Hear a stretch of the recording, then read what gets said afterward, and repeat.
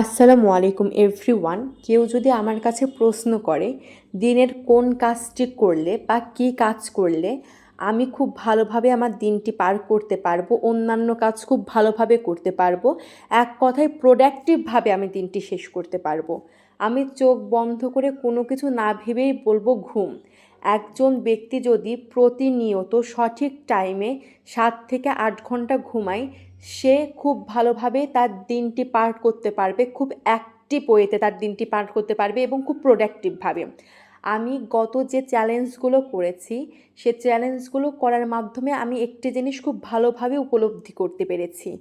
যেই দিন আমি খুব ভালোভাবে ঘুমাতাম টাইম মাফিক, কিংবা 7 থেকে 8 ঘন্টা বা টাইম মাফিক ঘুমাতাম, তো সেদিন আমি কাজগুলো খুব ভালোভাবে করতে পারি।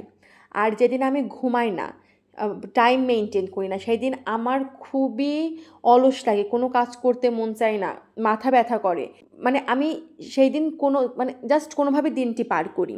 অ্যান্ড ঘুমাতে হবে, বাট আমি একটু বলি এবার ঘুম সম্পর্কে, যে কখন ঘুমাতে হবে।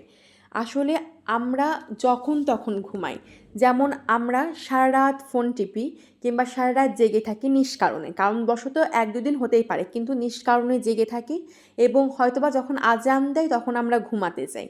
আসলে এইভাবে ঘুমানো উচিত না। 9টা থেকে রাত 9টা থেকে 3টা এই ঘুমের টাইমটা সর্বোত্তম সময়। তো সবসময় চেষ্টা করতে হবে, হ্যাঁ 9টা থেকে সম্ভব না, 10টা বা 11টার মধ্যে ঘুমিয়ে পড়া এবং ভোরবেলায় ঘুম থেকে উঠে পড়া এবং নিয়ম মাফিক 7 থেকে 8 ঘন্টা ঘুমানো, যাতে প্রোডাক্টিভ ওয়েতে আপনি আপনার কাজগুলো খুব ভালোভাবে সম্পূর্ণ করতে পারেন।